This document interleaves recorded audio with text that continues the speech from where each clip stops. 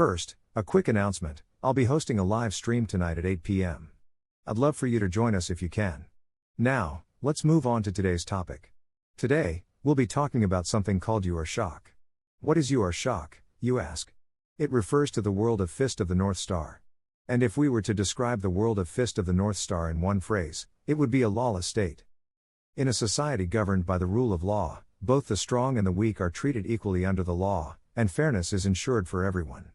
Just because someone holds a position of power doesn't mean they can act with impunity. Those who follow the rules are protected. This is what a rule of law society looks like. On the other hand, in the world of Fist of the North Star, or U.S shock, the strong dominate and the weak are discarded. Justice and reason don't matter, the strong take everything, leaving nothing for the weak. The Chinese Communist Party frequently claims that China is a country governed by the rule of law. So, what's currently grabbing attention in China? Let's take a look at this article, published in December. It discusses a debt recovery seminar launched by a certain company. This seminar, which lasts 3 days, promises participants that they will be able to recover at least 80% of their claims after attending. They market it as a way to recover debts in just 3 days and attract students to enroll. Businesses monetizing this type of information are abundant in China. According to the article, the seminar fees range from 5,000 to 10,000 yuan, equivalent to about 100,000 to 200,000 yen, roughly $900 to $1,800. Despite some skepticism among attendees, those struggling to recover significant sums, hundreds of thousands or even millions of yen in accounts receivable, often feel it's worth paying 100,000 to 200,000 yen for even a slim chance of recovering their debts.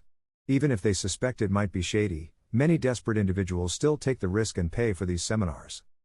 Objectively speaking, this is essentially a fraudulent business model.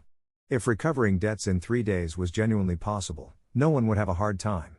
The reality is that in China, money flows have largely stalled. A chain reaction occurs where one company can't pay its bills, which leads to another company being unable to pay theirs. Even with training, if the debtor has no money to pay, recovering the debt becomes impossible. Yet, people still pay for such services, clinging to the hope of a miracle. Desperation clouds judgment, making people more susceptible to scams. This phenomenon has been observed in various contexts, including in literature. In a Matsumoto Seicho novel, for instance, there's a story where someone whose company is on the brink of bankruptcy is approached by a con artist who offers to exchange their company's checks for cash, only to disappear with the checks. Similar scams often involve promissory notes instead of checks. People facing immediate financial crises are especially vulnerable to such schemes. The same psychology applies here. While it's easy for a third-party observer to dismiss the idea that debts could be recovered after just 3 days of study, those directly affected may hope there's a secret technique unknown to the general public. However, these seminars typically only cover general principles of law or psychology, not any extraordinary methods for debt recovery. These operations are comparable to advertisements claiming, "Take this pill and lose 10 kilograms in a month." Essentially scams. The people who fall for such schemes are often sheep, easily preyed upon by others. However, some creditors, driven by desperation, take a more aggressive approach. For example, some resort to harassment tactics to make debtors prioritize paying them, creating fear and pressure to ensure repayment. A related example can be found in the manga Naniwa Kinyudo, which portrays the world of small-time money lenders. In the manga, lenders use fear to collect debts from debtors who owe money to multiple parties. By becoming the most feared creditor, they ensure they're repaid first. This method, involving persistent harassment, exemplifies the aggressive side of debt collection. For those who don't resort to such tactics but still want results, debt collection services are available. These businesses promise to recover unpaid accounts on behalf of clients, often for a substantial cut of the recovered amount.